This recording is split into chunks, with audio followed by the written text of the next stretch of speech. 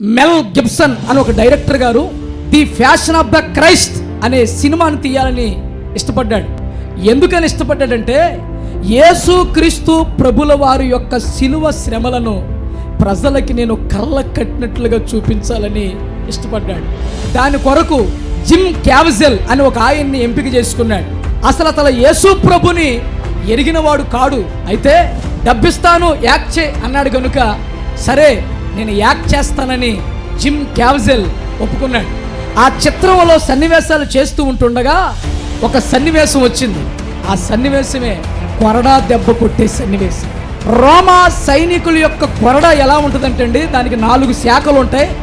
ఒక్కొక్క శాఖకి 4 గాలపు ముళ్ళు ఉంటాయి. 4 16 గాలపు ముళ్ళు ఉంటాయి. ఇప్పుడు జిమ్ క్యావిజెల్కి ఆర్టిఫిషియల్ స్కిన్ తగిలించి బండకి ఇలా ఆనించి ప్రియమైన దేవుని బిడ్డలారా మొట్టమొదటి కొరడా దెబ్బ ఠక్మని కొట్టారు. ఆ జిమ్ క్యావిజెల్ ఎమోషనల్గా మంచి స్పందనను అతడు అందించాడు. రెండవ కొరడా దెబ్బ ఠక్మని కొట్టారు, మంచి స్పందనను అతడు అందించాడు. ఈ మూవీ తీస్తున్న డైరెక్టర్ అనుకున్నాడు నిజంగా ఈ వ్యక్తి ఎంత ఎమోషనల్గా స్పందిస్తున్నాడని అతడు చాలా ఆశ్చర్యాన్ని వ్యక్తం చేశాడు. ఈ లోపల 3వ దెబ్బ సాసి కొరడా దెబ్బ గట్టిగా కొట్టగానే ఆర్టిఫిషియల్ స్కిన్ దాటి శరీరానికి ఎప్పుడైతే ఆ కొరడా దెబ్బ తగిలిందో ఒక్కసారి జిమ్ క్యావిజెల్ గట్టిగా అరిచాడు, బాబాయ్! శరీరం నిండా రక్తదారులండి. షూటింగ్ ఆపేశారు, అంబులెన్స్ వచ్చేసింది. వెంటనే జిమ్ క్యావిజెల్ని హాస్పిటల్కి తీసుకువెళ్తే 16 కుట్లు పడ్డాయి.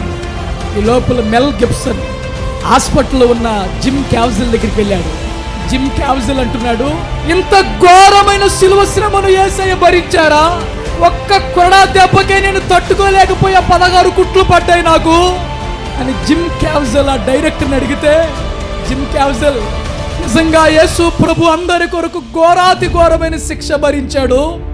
ఈరోజు మనం తీస్తున్న ఈ మూవీలో ఆయన పడుతున్న శ్రమ, ఆయన పడుతున్న వేదన కేవలం 40% మాత్రమే మనం తీయగలుగుతున్నాం.